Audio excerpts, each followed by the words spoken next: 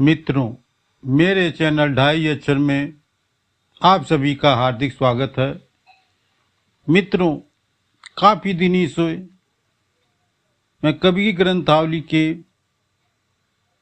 साखी का अर्थ रोक दिया था,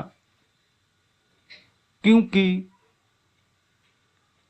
बहुत से मित्रों का यह आदेश था, ये फरमाइश थी कि कुछ जो है भक्ति से भरपूर ज्ञानवर्धक कहानी को लेकर के आइए। मित्रों, उसी के संदर्भ में मैं अभी तक भक्ति से जुड़ी ज्ञानवर्धक कहानी लेकर आ रहा था।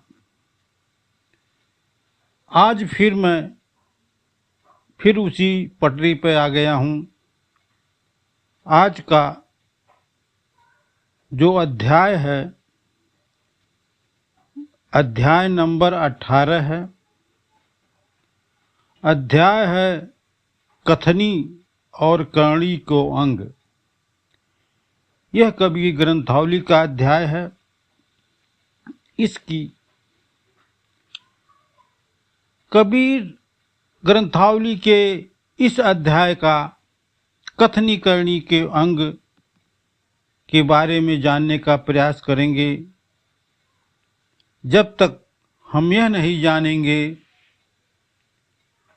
कि इसका अर्थ क्या होता है, इसका भाव क्या होता है, तब तक आगे की आने वाली साखी के बारे में पूरी तरह से हम नहीं समझ पाएंगे।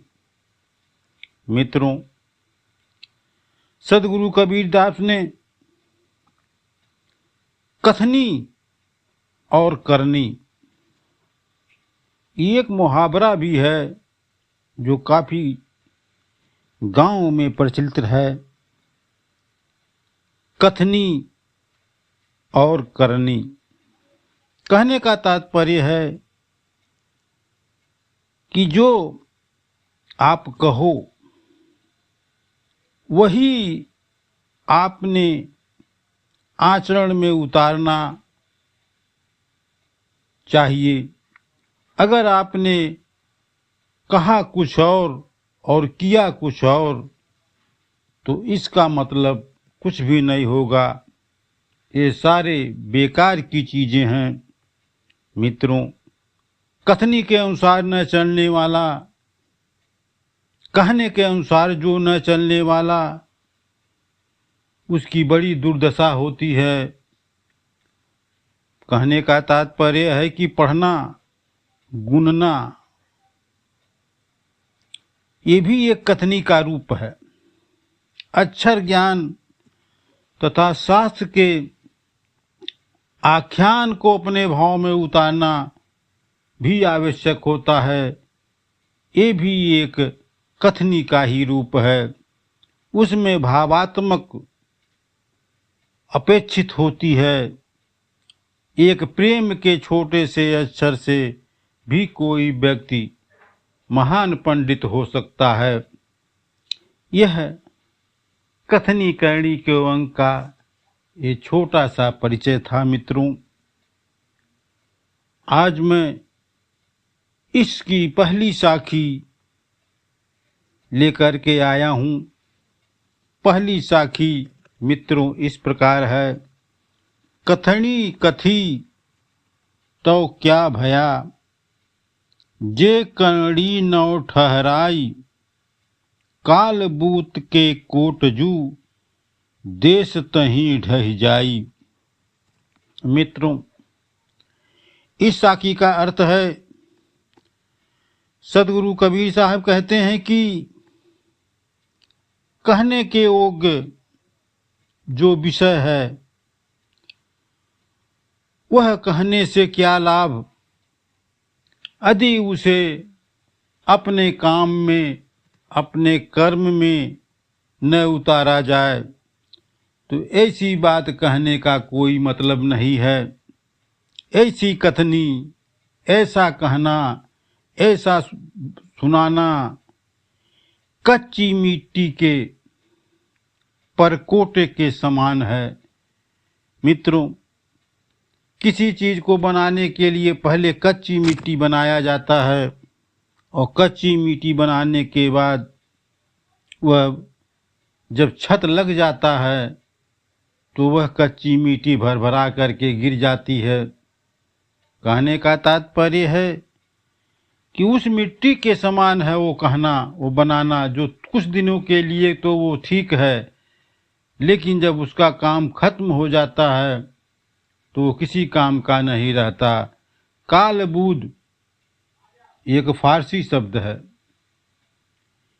इसका अर्थ ही है कि किसी चीज को छत लगाना हो, मेहराब बनाना हो तो भराव लोग करते हैं। आज मित्रों शटरिंग का युग हो गया है, शटरिंग से काम चल जाता है, लेकिन पहले के मकान, पहले के छत मिट्टी, कच्ची मिट्टी के भराव के ऊपर ही छत लगता था। बहुत से मित्र ये जानते होंगे। उसी की चर्चा सदगुरु कबीर साहब ने यहाँ किया। मित्रों, इस वीडियो की दूसरी साखी जो इस प्रकार है, राम ही राम पुकारते त्रिभया परिगो रौस, सुधा जल पीवे नहीं खोद पियन को हंस। मित्रों, सदगुरु कबीर साहब कहते हैं कि हे परमात्मा, हे प्रभु, आपका नाम पुकारते पुकारते मेरे जीभ में, मेरे मुंह में छाले पड़ गए हैं। अब शुद्ध जल जो पहले से प्राप्त है वह पीने की इच्छा नहीं करता है। अब मैं जल को खोद कर पीने की इच्छा है। ऐसा जल जो अमृत जल है, जो राम रस के रूप में प्राप्त होता है, उसी की उपलब्धि की मैं साधना करना चाहता हूँ। और वह जल, वह अमृत जल निजी साधना से ही संभव है, निजी साधना से ही प्राप्त हो सकती है।